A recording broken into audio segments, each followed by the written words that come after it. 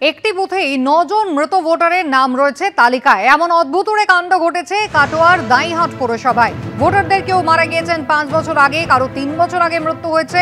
অভিযোগ তারপরও ভোটার তালিকায় বহাল তবিয়তে বেঁচে রয়েছেন মৃত ভোটাররা। রানা দাস আমাদের প্রতিনিধি রয়েছেন আমাদের সঙ্গে। রানা, এদের পরিবারের লোকজন কি বলছেন? নির্বাচন কমিশনে কি তারা জানিয়েছিলেন কেন এই নাম বাদ যায়নি এখনো?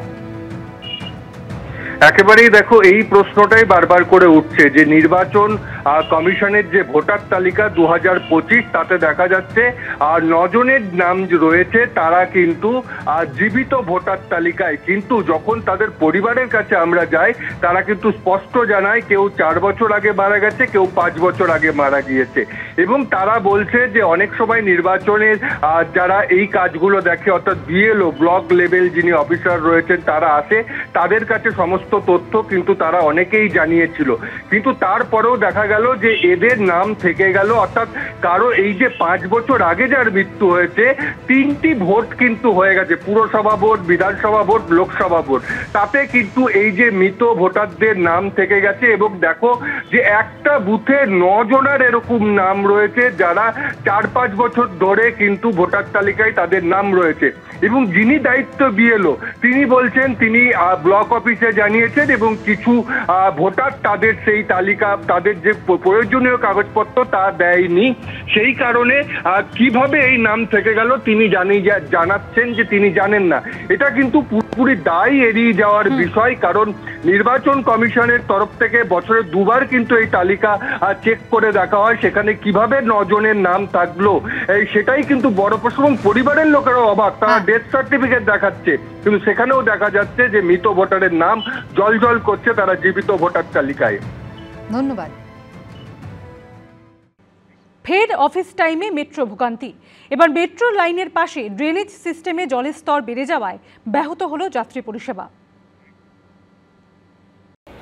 কাজের দিনে ফের মেট্রোয় ভোগান্তি। সেন্ট্রাল ড্রেনেজ সিস্টেমে জলের স্তর বেড়ে যাওয়ায় দীর্ঘক্ষণ বন্ধ রইল পরিষেবা। বুধবার সকাল ১১টা নাগাদ কালীঘাট ও যতীন দাস পার্ক মেট্রো স্টেশনের মাঝে ঘটে বিপত্তি। লাইনের পাশে সেন্ট্রাল ড্রেনেজ সিস্টেমের জলের স্তর হঠাৎ বেড়ে যায়। যাত্রী সুরক্ষার কথা মাথায় রেখে মেট্রো পরিষেবা বন্ধ রাখার সিদ্ধান্ত নেয় মেট্রো কর্তৃপক্ষ। কালীঘাট ও যতীন দাস পার্ক স্টেশনের মাঝে সমস্যা হলেও অন্যান্য স্টেশনেও ব্যাহত হয় পরিষেবা। একাধিক স্টেশনে দীর্ঘক্ষণ দাঁড়িয়ে থাকে মেট্রো।